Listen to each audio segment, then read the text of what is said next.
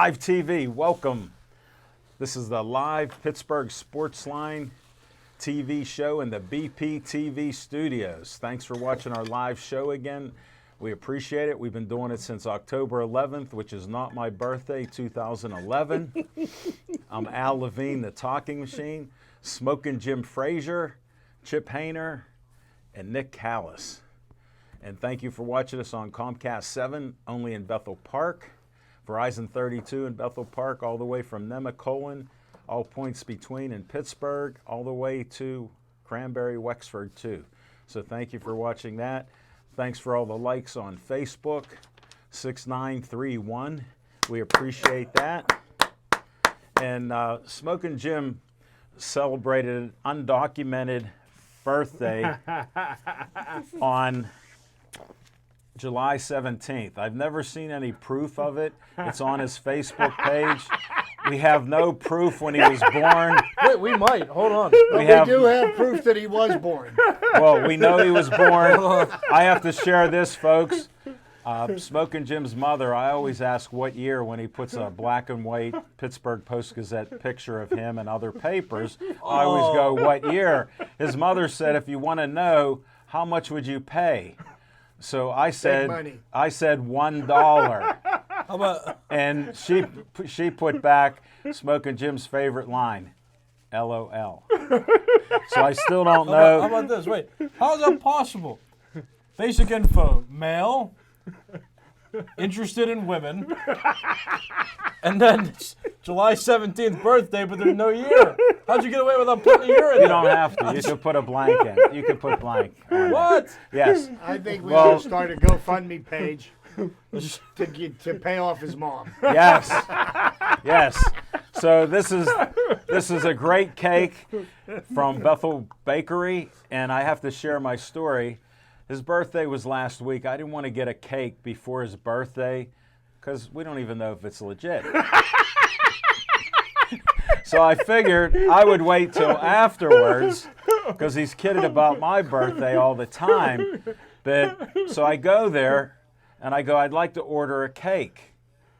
And a real nice lady behind the counter, been there for years, she goes, we can't, and you can't order a cake. You need a 48-hour notice to order a cake. And she goes, maybe we have cakes here right in the front here. And I go, well, I have another problem. My BFF is so picky, and he talks about black and white, but he likes white batter cakes. So a young girl, probably 16 years old, is smiling, and she's pointing behind the lady to this cake. The Levine and point. she had the Levine point at Bethel Bakery. And I interrupt the lady. I go, you can just stop because I have my cake. She goes, is this okay? I go, we're going to feed about 6 to 8 people. We cut big slices, and it's white batter, so I'm going to buy it. She goes, what do you want on it? I go, happy birthday, Smoking Jim, and that'll be it.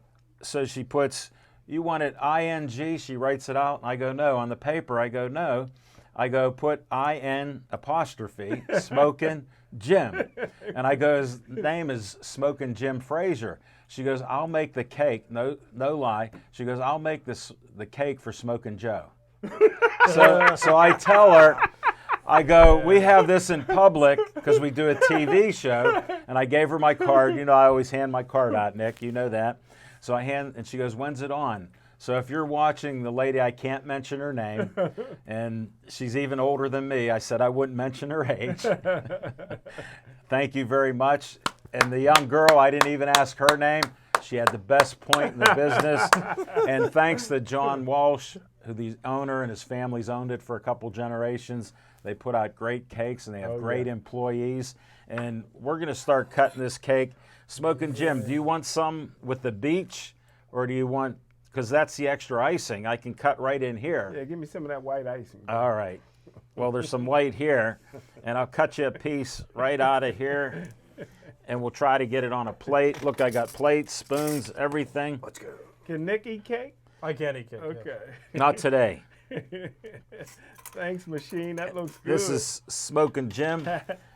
Chip, make yourself useful, brother. And then, Oh, so I'm useless now. then I'll get Chip here, get a nice slice. He likes chocolate, so this one shell has chocolate. There you go. That boy. I know Chip. I'm down with the brown. I know Chipper. Put that extra icing. I know he likes his icing. Oh, yeah. It's all buttercream. What are the odds I can get a part of that starfish? Is that all right? Here's good odds right now. Watch this. Who's in charge of cutting? Folks, this is live TV. Chip, I may not be holding the knife proper, but I've done a whole career with a knife like this. We can't forget Anthony. Well, Anthony's next. Yeah, he's gonna get the rest. Yeah.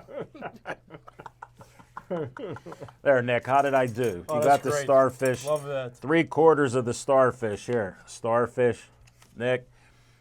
All right, Anthony, come on in. We'll get you a nice little cut here. You like white cake? They do now. like I've told friends of mine, the best meals I've ever had are free. I don't even know what I ate. But they're the best meals. So you guys enjoy the cake. I bought and paid for it. Here's a spoon for you. Anthony, now I'll cut my piece. I'm going to get a part of Smoking Jim's name there, since it's All Jim, right. it's not Joe. We'll get that on there. And I Here. want you to take the rest home for Drew. You sure you don't want a slice or No, something? I want Drew to have it. That's my man. Wait till he hears that. He'll be pumped up. That's my boy. Pass some napkins down this way. Okay. I may need to get a little. All right, we got a little distracted. Chip, thank you. I got to wipe up a little because I messed up my phone. Thanks, Nick, for figuring out I touched that camera. I pulled it out of my pocket First after. lesson of electronic media: don't touch the lens. Well, I just turned 65, and I don't really worry about that. But thank you for your help. That's why you're here to help me. Yes, sir. Any memory loss so far? No. I forget who you are. And I had to check Facebook to make sure I knew your real birth date. I seen somebody that asked you on Facebook, and we got to get proof that Smoking Jim's birthday. You know who asked that? Who was that? Tony from Chick-fil-A. Oh, that was Tony. It goes by Anthony. Okay. Because they only call him Tony at work. Okay. And I met him at work. Hold it. I got to do my obligatory bite of cake on air. Here you go, folks. All right. Very good. A little bit of humor. All right, we got some people I like to promote. Look at that, Olive Oil's Pizzeria. They sponsor our show. They're at Hillcrest Shopping Center. They sponsor us with an XL pizza, some plates, and a steak hoagie, cut in 6 slices.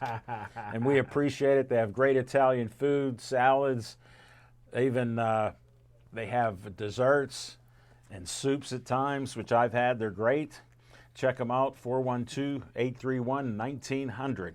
Give them a call. Next up, we end each show with Stay Joey Strong. I got the mark that Anthony put here last week. Look at that camera work. Wow. All right, we end it with Stay Joey Strong. Poor Joey died at 9 years old, 1 month before his 10th birthday 7 years ago. And they've raised over $100,000 and sent it to the doctors to find a cure for the dreaded brain cancer, DIPG. It's a death sentence to kids. They live less than a year after they're diagnosed with it. It's a terrible way. There's a pic with him before DIPG and after he got it and was getting near death. And it's just a terrible, horrific disease. So go to Joey Fabus Childhood Cancer Foundation, donate $1. Check out September when there's a Joey Fabus 5K 1 mile run. So you have to check that out. Next up, Bethel Park Historical Society's Schoolhouse Arts and History Center, 2600 South Park Road. And their 1905 schoolhouse, all remodeled, new windows, new roof, new cupola for the bell that's original there. So they have dance studio, they got an artist there, they have library. They got historical Army military uniforms, and they do different events throughout the year. So check that out. And they also have my favorite tea place, Reginald's Coffee. A friend of mine just called me today, and she said, I go to that coffee place you recommended. I go, Reginald's. She goes, I love it. I'm there every week, and I sit out on their chairs out in the grass. So there you go. You guys head there. No doubt. Great place. And she goes, their coffee is better, no offense meant here, but better than Starbucks. Wow. So Wow. that's my endorsement live today. Shock the world. And she was a guest on my show. Her name is Diane Underwood. She had the reverse aging energy spa, and she sold that. Oh, that's my girl. She sold that to another friend of mine, Diane Ford, who owns it.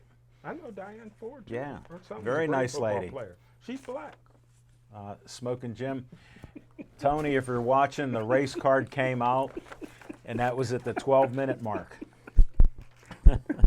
Another 501c3, BethelParkCommunityFoundation.org. They have money for you, and nobody like Smoking Jim. Even though it's his birthday, I got to tell the truth. They got no money for a habitual, degenerative gambler. Anybody that can bet $250 a day and tell you when they win and lose, there's a problem.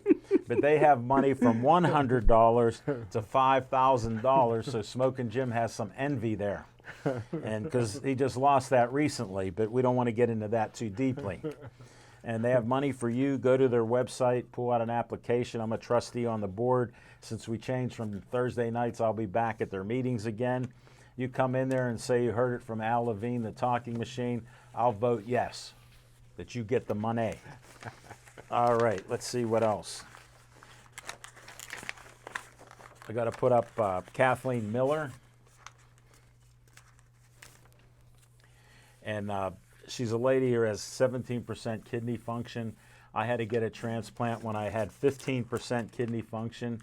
And she's looking for a donor. And you can get that by, if you want to donate a kidney, which is admirable, like my son, living donors are the best to get for you. They help you live even longer with it, and most of them are very successful. You go to livingdonorreg.upmc.com. Again, that's livingdonorreg.upmc.com, and you get an application. They'll get back to you, and you have to give like 1 vial of blood, and they can see if you're a match for her and maybe somebody else that they can switch. Because I've heard of somebody donating a kidney for a parent and they weren't a match, and they went through the system and they got a kidney from somebody else, and the lady that wanted to give a kidney gave it to another person, so they helped 2 people instead of 1. Great. So it happens. So there's good stuff out there. Just check that out. And now for a little bit of humor here at the end. Notice this nice flyer. Dave Cable gave it to Anthony. Anthony gave it to me, and I'm showing you. I want you for BPTV. You can be on here eating cake like Nick and Anthony and Smoking Jim and Chip. And me, I'm going to eat when Smoking Jim's talking. So, because he likes to entertain us for about 10 minutes every opening. Yeah, because it may take a while. Right. I'll be able to drink. Here's my Lipton, little bit of lemon in my brisk tea. But you can be an intern here and a volunteer, and just tell them Uncle Al sent you. Call 412-831-3304, and we can hook you up. If you're in high school and you're interested in TV or radio or anything like that, this will help get you some experience. And you know, in this day and age, they want to know, what have you done? You could say you worked at BPTV. And then I'm not allowed to show this card, so I won't tease you. It's Skeet's Service Station. He sponsors What's on Your Mind. They're a red, white, and blue station, 6103 Route 88. And I have to give Skeets and all the others, I just got a new used car. My RAV4 was on its last legs, had it for 3 years, and I didn't want to get it inspected because unlike Smoking Jim, I don't have $250 a day times 7, and I needed that money at least to put it into a used car, and it was 18 years old. So I moved up to a 2014 Honda CRV. I was never a Honda fan, but my daughter, who hated Hondas growing up, bought one 2 years ago, and she goes, "Dad, just get a Honda." They run forever. So My mom drives a 2014 CRV. So there you go. that's what I got right out there. It's silver, so Skeets, I won't be in there for my inspection on the 31st. You know they sell them in Monroeville. No, Just I for heard this. we called up to check because Smoking Jim is sort of naive. Yeah, but he wants one with wheels. Smoke. I gotta just get this point out while we're talking. Smoking Jim is what I call a little bit naive. He just says things. And CRVs. I went to the Honda on 19 here, South Hills Honda, and I go in because they said they had a couple CRVs. Guess how many they had? None. They were all sold. They called a half a dozen other dealers. Some of them lied, and they didn't have any. Wow. There were none around. I was there. They did have two when I called. Both of them were sold. I met a nice couple from Brazil. You know, I make friends. Yes. They were from Brazil. They're both professors at Pitt. Wow. They moved here because they like America. But on that happy note, we're going to go to Smoking Jim and ask him, what's on your mind besides your cake? Thanks, Al Levine, the talking machine. And if you want the green, you got the C. Levine. Hold it, I got one more thing. Oh, my goodness. I got a little gift. Ooh, you He know got I'm going hands. to drop that. Pasta 2. Regifted. My Italian stallion. stop. You Stop, know I Chip. love my Italians, brother. Chip, stop. Yeah. Chip, stop. Don't do Oh, that. man. He don't know. $99. Thank you, Alameda. Oh, is that 99? That mean $99? No. That means it's a lottery number that has to hit for dental fees. Hey, thanks, Alameda Talking Machine. And I tell you what, we got the VIP of BPTV. And, hey, Alameda Talking Machine. Yes. I always say, if you want gifts, get you some white friends. Hey, Chip, where's my present? But I tell you what, we had Chipper on PCTV 21. The man looked not a day over 39. He was so smooth looking on Zoom because Al Levine, the talking machine, will tell you, not everybody looks good on Zoom. They say TV puts 10 pounds on you. Well, you look great, and it was good to get some baseball talk. Unfortunately, my Wi-Fi was giving me some problems, so I was in and out. But Hey Luther, this is a new show. yeah, hey Luther. But hey Chip, I think I smell a little moonshine in your jug. No. No, just agua. Just agua.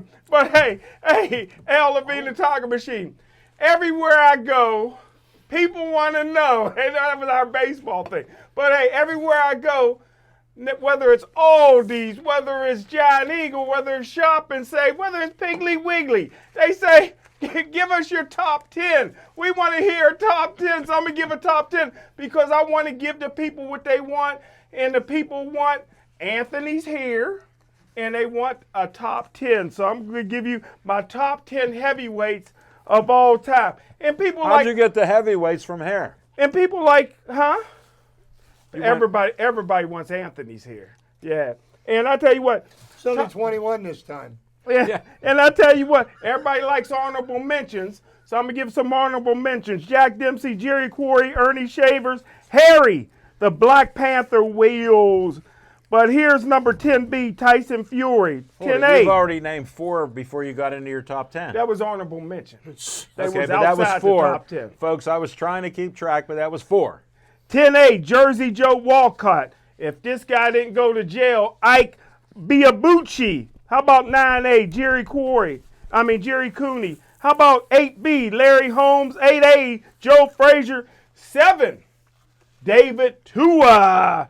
How about number 6C, Vitaly Klitschko. How about 6B, Anthony Cassius Clay Joshua.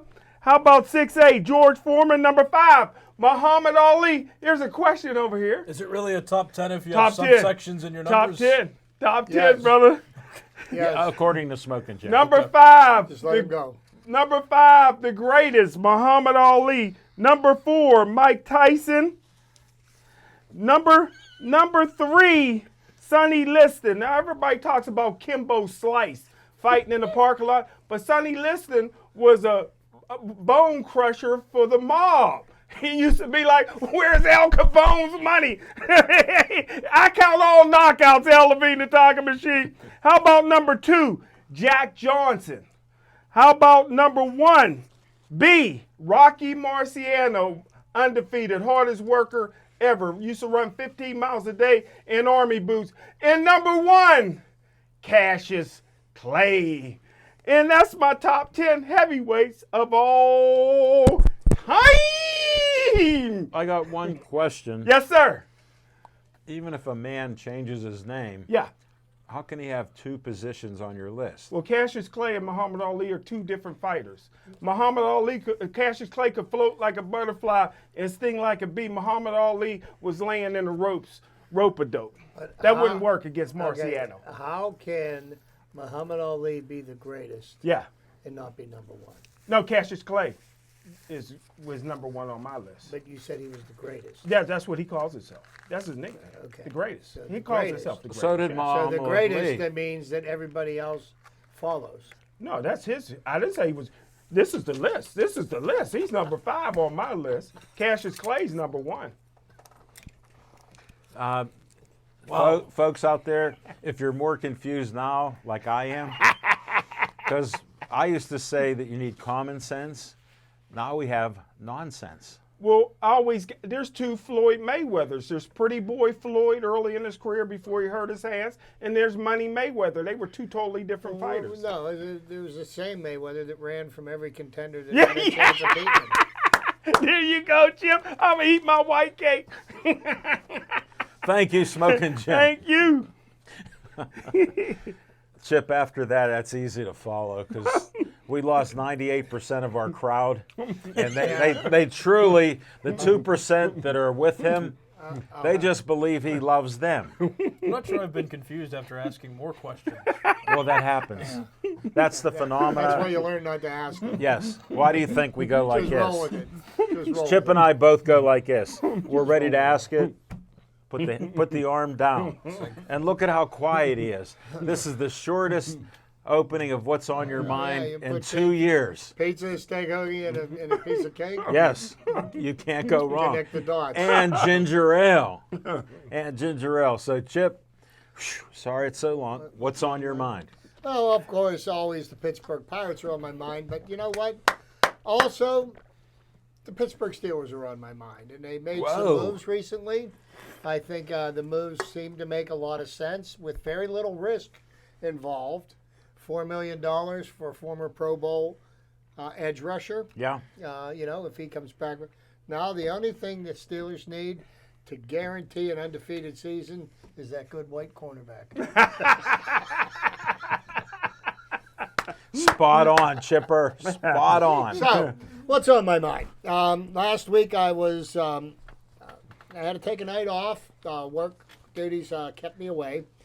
So the Pittsburgh Pirates, a week ago Sunday and Monday were involved in the MLB draft. And the Pittsburgh Pirates hit a grand slam in the bottom of the 9th inning. Oh, wait a minute, that was Saturday night. But no, they did it for the draft this year. And Ben Cherington put a plan in place, and they took who they felt was their number 1 person on the draft board, who ended up being Henry Davis, a catcher out of Louisville, which was an excellent pick for the Pirates because the Pirates don't have a catcher in their system. And, other than Jacob Stallings right now, they're real thin on catching. Somebody that happened to be the best hitter in college baseball last year. I don't see him being very long in the minor leagues. I expect to see him playing in PNC Park before very long. But what Ben Cherington ended up doing, he ended up with the most amount of money to be able to spend in this year's draft. And what's that referred to is slot money. And for the first pick in the draft, the slot amount of money that could be spent was $8.4 million.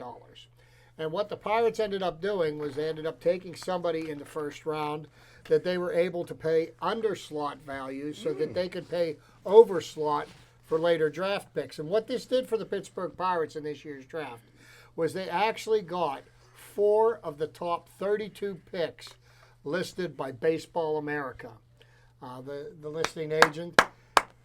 How one team can get 4 of the top 32 picks. Explain it slowly for Smoking. When there's 30 teams drafting is Follow through. a stroke of genius. Now, the slot money that the Pirates had, which was the most of any team, every cent of it will be paid. The Pirates, I believe, have got commitments for signing for 9 of their 10 draft picks. Ain't bad. They drafted a kid who would signed to be the quarterback at the University of Clemson, and he said that he's going to play. He's going to sign to play for the Pirates. They also signed a kid who made a commitment to Penn State to play football, and there's a really good chance that the Pirates are going to be able to pay him to get him to play baseball for the Pirates, and they're able to do this because they're going to play over slot value for him from the position he was picked in the draft because they underpaid in other areas. So paying under slot doesn't mean that the Pirates are being cheapskates or that Bob Nutting is going to pocket the money. The money that's the slot money they had, every cent of it has to be spent on the draft. So what the Pirates were able to do was they were able to get a wealth of good quality young players. Now, how many of these players are going to see the major leagues? That remains to be seen. Mm-hmm. But the more good players you get, the better off the better chance you have. Now, I heard some people, and I was on another show, and a person who I respect very much said that the Pirates should have taken Jack Leiter, who some people thought could have been the first pick in the draft, but there was no consensus #1 pick. Thanks for the through all compliment. the baseball experts were saying. Since there was no clear-cut #1 pick, you have to think about this. What Cherington did made a lot more sense than taking a pitcher, because to take that pitcher, you would have had to have ultimately either paid over slot for him or used up all your money paying him, which would And have you would have enabled, none. which would have not enabled you to pay for all the other players that you drafted. And think about this. Look at what the state of the Pittsburgh Pirates right now. We're 22 games under 500. Is that all? Do you think that the Pittsburgh Pirates are one starting pitcher away from being a contender? No. And the answer to that question, Smoking Jim got is the a answer resounding right. no. And the answer He is got it right. The answer is a resounding no. And what the Pirates needed to do. Hold it. We got this Pittsburgh Sports Line first. On an opening segment by Chip, Smoking Jim and Chip agree. This is the first time ever on an opening. Sorry, Chip, but I just wanted to make this a momentous occasion because he said it. But what the Pirates did was what made most sense for what the organization needs more than anything. They need to draft and develop players and get them ready to play Thank in the you. major leagues.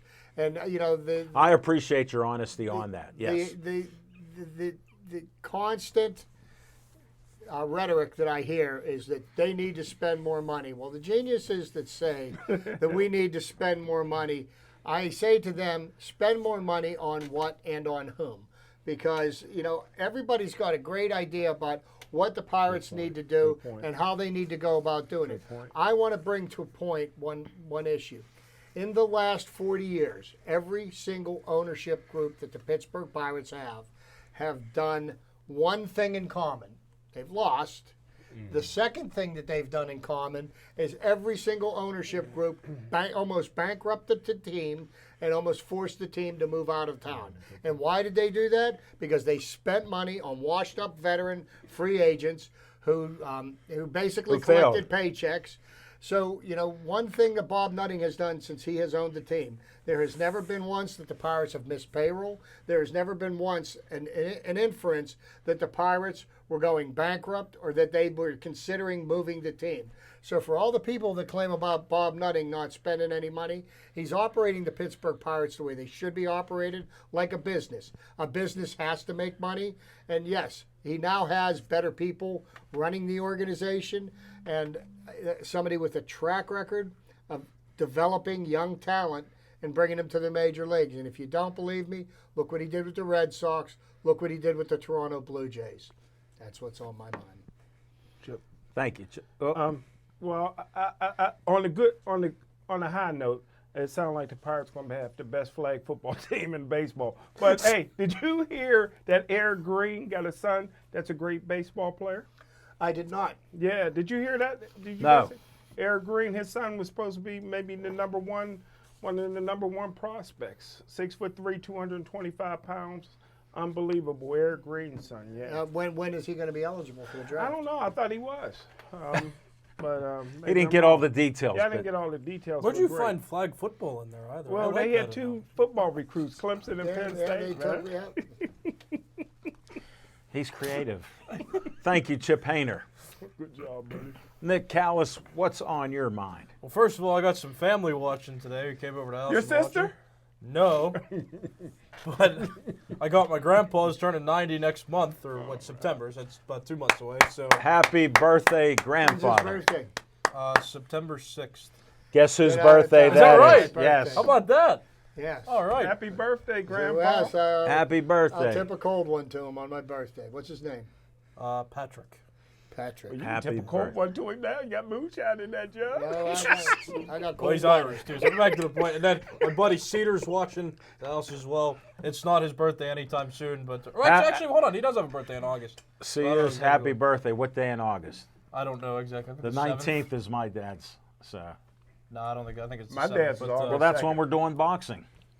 Oh, that's right. Oh, yikes. Well, Shout out to you, Cedars. Cedar, nice guy. But anyway, what's on my mind, sports related? I announced. Oh, okay. Yeah, we're You're getting like smoking. just Go shouting ahead. people out. Then yeah. Yeah, that's all right. Welcome aboard. I announced wiffle ball yesterday, and let me tell you something. You'll do anything. I'll do it. Of course I will. Why not? With that Waysburg degree. Yeah, he'd even announce a gateway game. At the right price, anything's possible. Cash money.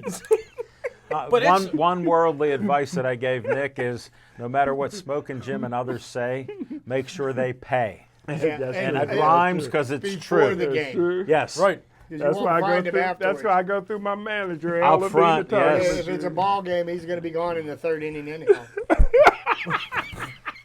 And if he's announcing, he'll be in the third round. So, all right, But- carry on. Yeah, but no, wiffle ball is super interesting. I didn't realize that there was a I national, loved wiffle ball. There's a national association though. They got professional people playing this game, and I was watching some of the pitchers too. They spin the ball under or over. Sure. You know, I mean, I played baseball for a good amount of time, and I couldn't hit a pitch that they throw. The mound's 36 Really? feet away from home plate, and they've got the walls are about 90 feet away from home plate.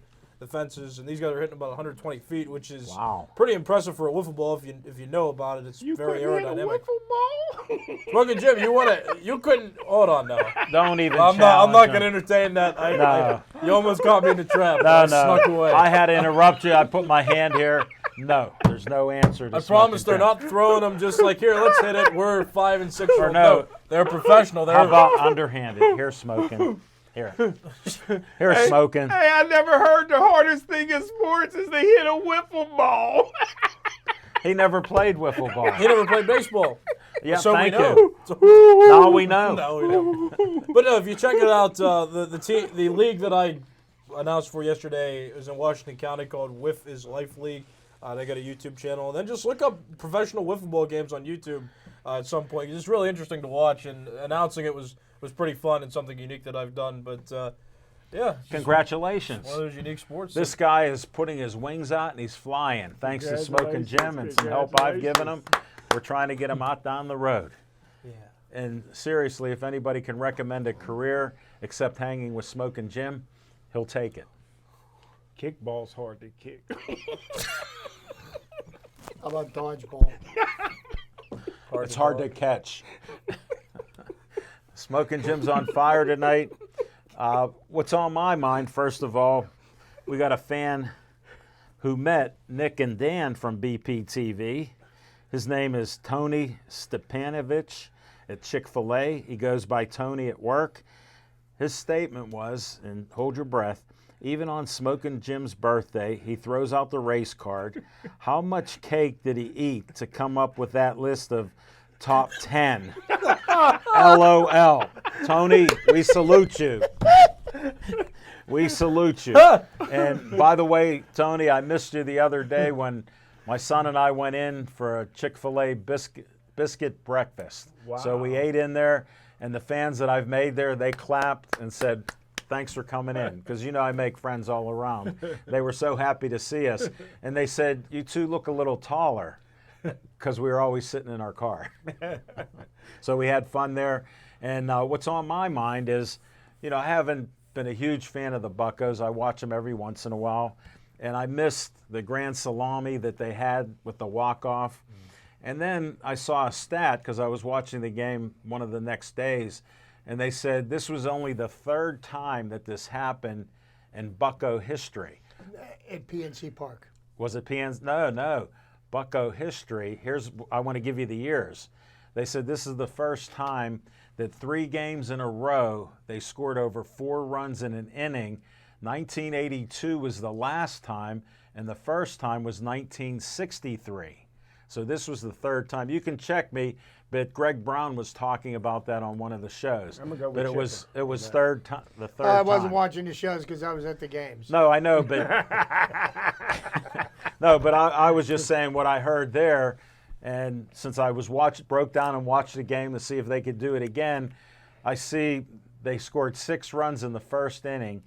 I know one of the craziest plays is when our first baseman missed the bag and chased Javier Baez to home plate, but this play rivaled that. The Mets pitcher went over to the foul line, where I forget, I think Newman or somebody hit the ball, and it started foul, and it hit the white line. Now everybody that's Smoking Jim, everybody but Smoking Jim knows if the ball hits the white line, it's what? It's a fair ball. Thank you. If a player touches it. And the player touched the ball Swatted it towards the dugout. towards the dugout wall, and then argued that it was a foul ball.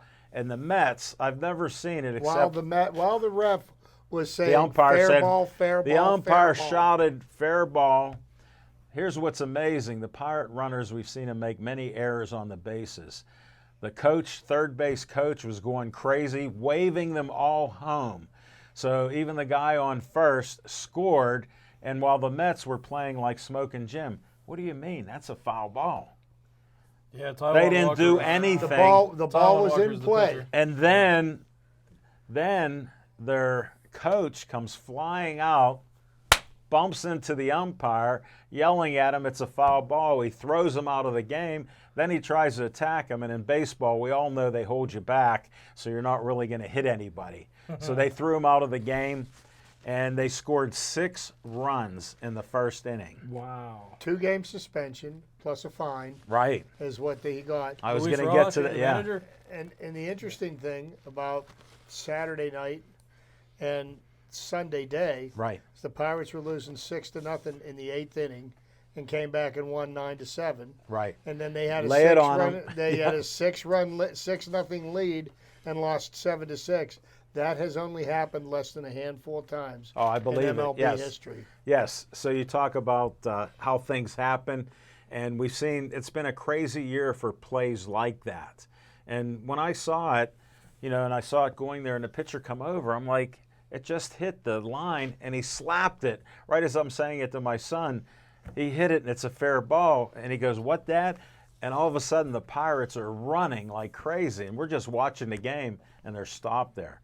What a great sight that was. So we're going to come back with some fiction and fact from Smoking Jim's Almanac. Steelers show blitz. He throws the pass up. It's going to be picked up. James Harrison has it. He's running up the sideline. 25-30.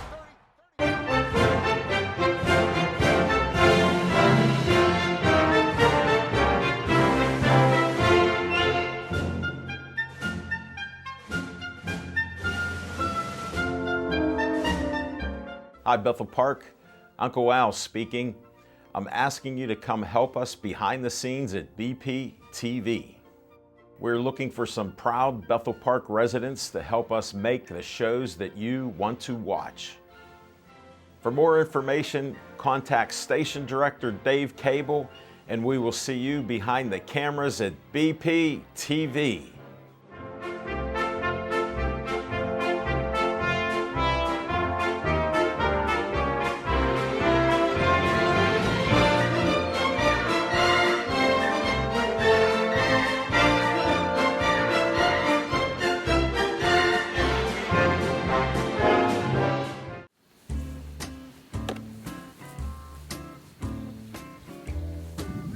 Guys, have you ever heard of BPTV?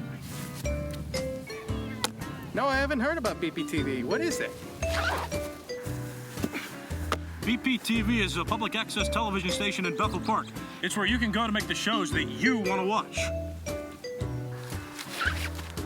Wow, that sounds great. How can I get involved? The station's located at the bottom floor of the Bethel Park Municipal Building. So give us a call or stop in and you too can volunteer at BPTV. Be the pulse of Bethel Park. And join BPTV today. Yeah.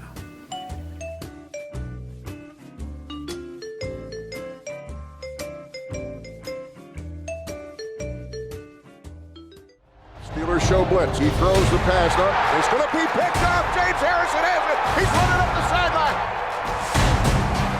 25-30.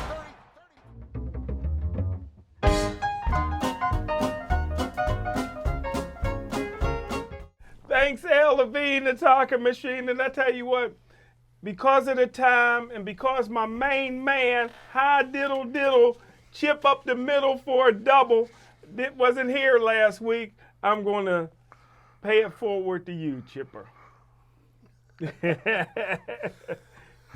Okay. See what happens when you mention white cornerback? Yeah. Way to go, Chip. We finally put the muzzle on smoking. So, Saturday It night. worked. Saturday, well, this worked. past weekend was a celebration of the 50th anniversary of one of the most significant sporting moments in my Pittsburgh sports history. The Pittsburgh Pirates winning the 1971 World Series. At the time the Pirates won the 71 World Series, I was an 11-year-old. Baseball was my life. I played baseball only 7 days a week. Wow. That's not bad. We would play in the street. We'd play in a parking lot. We'd play in a ball field. We'd play with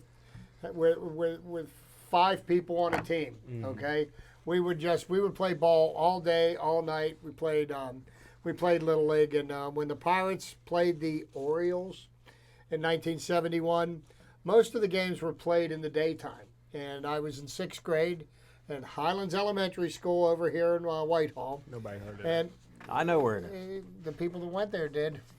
And I can remember a friend of mine who lives in Texas now reminded me that one of our teachers wheeled this television in to watch one of the games. And I remember taking my dad's transistor radio, sneaking it out of the house with an ear Yeah, piece, I remember those days. and putting the radio in my desk, because we had the kind of desks that lifted up like this. We and did put it too. in, and listening to the games, and it was really something to see what's left of the team. And there was a really In person too. there was really moving ceremony on Saturday night. They paid tribute to the players that were no longer with us. Rennie Stennett was the most recent to pass away. Yeah. He was a rookie that year. But one of the things that the Pirates did is they introduced the players one by one, and they represented some of the stars of the team with members of their family. There was Willie Stargell's wife was there to tip her hat for when Willie was called. Roberto Clemente's sons, Roberto Jr. and Luis, were there to represent their dad. Danny Murtaugh's son and daughter were there to represent him. Nellie Briles, his wife, was there. There were some really, really poignant moments there. Dave Justy, who's is not in the best health right now, needed assistance getting out of the cart and getting into his chair. And, when they announced his name, his former teammates helped him get up so he could tip his hat. And then one of the last players that they announced was, of course, Roberto Clemente's best friend and Pirate catcher, Manny Sanguillen. And Manny's health is not the best right now either. And one of the most poignant moments there was just before they announced Manny, Roberto's 2 sons walked over and one on either side of Manny, and they patted him on the shoulder and they said, "We got you." And they helped him get up and acknowledge the crowd, and it was really very, What a great very moment. moving, very moving. So, it was great to see that the Pirates, recognize that 71 World Series team. Such an important part of my sports life. I mean, I collected the box scores out of the Pittsburgh Press for every game for that entire season. And I had them in a scrapbook. When my mother passed away about 10 years ago, cleaning out the house, I found the scrapbook. Unfortunately, it was so covered with mildew and mold that we had to throw it away. Oh, what a heartbreaker. But brought back some great, great memories because every day I had to wait until my dad finished reading the sports page before I could take the scissors to the box score. I understand. So one of the things I wanted to talk about, obviously, the player that I most idolized and the only professional athlete that I ever idolized, the only professional athlete's jersey that I will wear with his number on it, of course, is Roberto Clemente. And Roberto Clemente played in 2 World Series. 1960, I was 5 weeks old when the Pirates won that World Series. I don't remember anything. I was, 5 weeks old. I'm not going to say anything. It's going to get me censored. But Roberto Clemente is one of the very few players who got hits in all 7 games of the World Series in 1960 and got hits in all 7 of the games in 1971. And just to give you an idea of his statistics for that for that series, let's see here. That is fielding stats, base running stats. His statistics: he played in 7 games in 1960, 29 at bats, 9 hits. He had a batting average of .310 for the 1960 World Series. 1971 World Series, Roberto, 29 at-bats. He scored 3 runs. He had 12 hits, 2 doubles, 1 triple, 2 home runs, 4 RBIs, 2 base on balls, 1 intentional base on balls, struck out twice, a batting average of .414, which earned him World Series MVP. For the 1971 World Series. And that was the pinnacle of his career. It was the following September that Roberto became the 11th man to get 3,000 hits, which Smoking Jim claims he was there. But, No proof. Just like his birthday. But be that as it may, it brought back a lot of great memories. It was a great season. Couple of the things that I think that should be brought to people's attention. I think these are conversations that should be had. Action should be taken on it. I saw 2 players there that I feel one player and one former manager that most deservedly belong in the Baseball Hall of Fame. I agree. The first one is Danny Murtaugh. Danny Murtaugh managed the Pirates on 4 separate occasions, took them to 2 world championships, won over 1,300 games as a manager. If you look at his resume, there are people with resumes that are less than his that are in the Hall of Fame, and I don't know why Danny Murtaugh is not. He needs to go in the Hall of Fame. He may have spit on their shoes. And the second, I believe, belongs in the Hall of Fame even before Dave Parker does. Al Scoops Oliver. Ooh. If you look at his major league career and his statistics, what he brought to the table, he is definitely Hall of Fame worthy. And we'll agree to disagree on that one. What's that? I will agree to disagree. Well, on that okay, one. but what do you know about Al? No, I'm talking about Dave Parker. I'm talking about Dave No, Parker. he was talking if Al you Oliver. ever- He said he deserves to be for Dave Parker. So I agree to absolutely. Every day of the disagree. week, look at their stats. Compare them. Compare them. Do it sometime, and you'll see what I'm saying. I'll just put my 2 cents in. Dave Parker was one of the best major league players for over 5 years and was the first player to make $1 million. Didn't matter what color you were then. And What an arm. And had he not tried to snort the right field foul, he might have Twice. been in the Hall He of did it Fame. twice. He snorted it twice. Good job. Good point. But there you go. That's what's on my mind. What question could he possibly? And then finally, one second, and to top off the game Saturday night, Pirates were losing 6-0, going into the bottom of the 8th. They put a 5 spot up in the bottom of the 8th, and loaded the bases in the ninth with the Mets ace reliever on the mound, loaded the bases, Jacob Stalling, clear the deck, cannonball coming, a grand slam to win the game. It was incredible to be there. 27,000 people.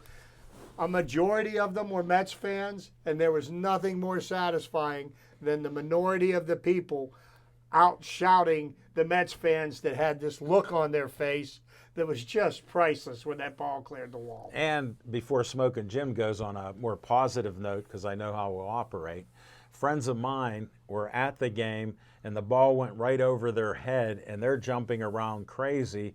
One of the 5 or 6 of the people that were out yelling the Mets, they were there. So what a great time they had, and for kids too. Question. Just a quick minority note. Of course. Yeah. To Tony from Chick-fil-A. Did I mention that my good friend, my friend, used to be a good friend. Okay. Well, we understand. Troy Polamalu sent me an autographed picture. Now, he sent me pictures before, but this is the first autographed picture he sent me. And I had it appraised because I'm trying not to sell it. And with the frame and everything. What'd they offer on and eBay? The appraisal was around $2,000. When are you selling it so you can pay No, I'm trying not to. When can you pay off your debts to the casino? But if the Pirates keep hitting grand slams, I may have to. But hey, go ahead. Hey, congratulations, Troy, going into the Hall of Fame. I will not be there. He didn't expect you there. He keeps saying he wants me there. You know, I thought you were there to see the Chin get in. I would love to. He's going to be the last speaker. Well, you'll be there for Troy. All right, we're going to move on.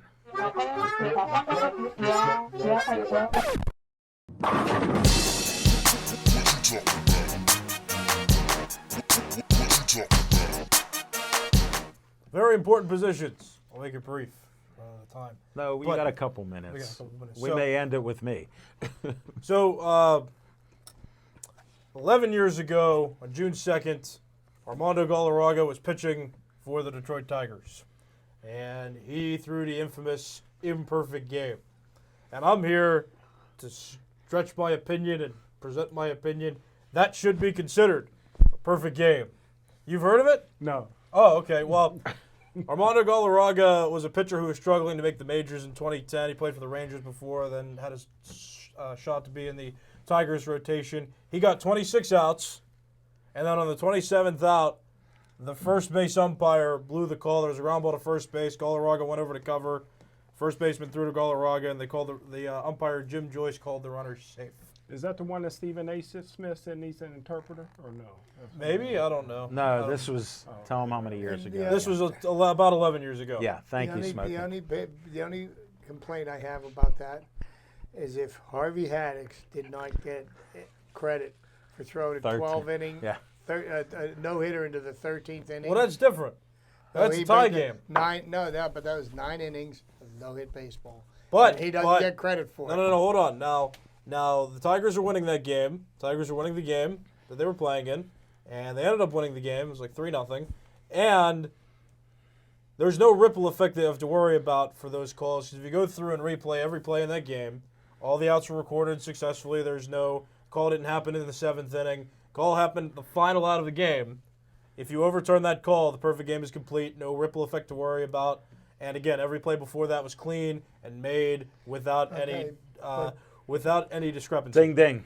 But the only problem with that is if you overturn that call, then how many other bad calls do you want to go back in history and change? Well, no, this one's different because it was the last call of the Because game. you're opening up Pandora's box there. Because if you do it for one, you have to do it for them all. How many games can you recite off the top of your head that there was a blown call that impacted a moment in history for the last play of a game? You know what? If I sat there and thought about it, and I'm not off the top of my head, I bet you there's hundreds. I gotta agree with Nick on this one. Where every play in a game was clean, called perfectly, and then the one call at the end. But No, you we're can't talking make about the exceptions. one play getting overruled in general. I've seen a bunch of games. I can't tell you exactly how many where they made a bad call, completely a bad call, and I don't know But about in the middle of the game or like the last it out could, of the game? it's not the last out. You can't, Right. But it's still, how do you change this is one? kind of like you can't get a little bit pregnant. If you're going to do one, You have to go back and revisit them all. You don't And have you to. Don't, no, I agree and you with Nick. shouldn't. You don't have to. You shouldn't. But that the man, record is what it is. His career went downhill after that moment. The guy had one moment in the spotlight to shine. But that's not going to and make be it's embedded not in going to bring history. his career back. Nah. Sure, it won't, but it also won't impact any other moment in baseball history if you just focus on that one. I'm with because you, it's Nick. a very special, unique circumstance. Yeah, I'm but with you. can't selectively change the outcome of something. Sure, you after can. it's Why been- can't we? Because it's the last out of the game. You got Because they Nick, went that's by the just not rules. the way things are done. Well, No, they went by the if rules, replay, right or wrong. if replay didn't exist now, I'd be like, okay, maybe not. But this instance is just so specific. And again, every call before that was made correctly. There were no weird calls. There were no No, wrong calls. you're That game was making a called- good defense for it, Yes. but there's no parameter or rule that allows for what you want to happen. I think there should be. I think that No, Major League there isn't. Baseball, I'm saying right now there isn't. but there should be. That's my argument. Okay. Al Levine, the Change talking it. machine. I agree with Nick on No, this. he makes a good point, but there's nothing to Last do out. at this time about it. Right. I'm just saying that they He should knows look that, into it. Smoking Jim. Yeah. Just because you try to help him out business-wise I and appreciate everything the else, support, Smoking we, Jim. we understand your bias appreciate the here, support. and you got friends with white guys. Nick, if pigs had wings, they would fly. Yes. Well, Nick, thank you for the potential on that. And we're going to go to my segment and probably end the show because maybe Smoking will have a question.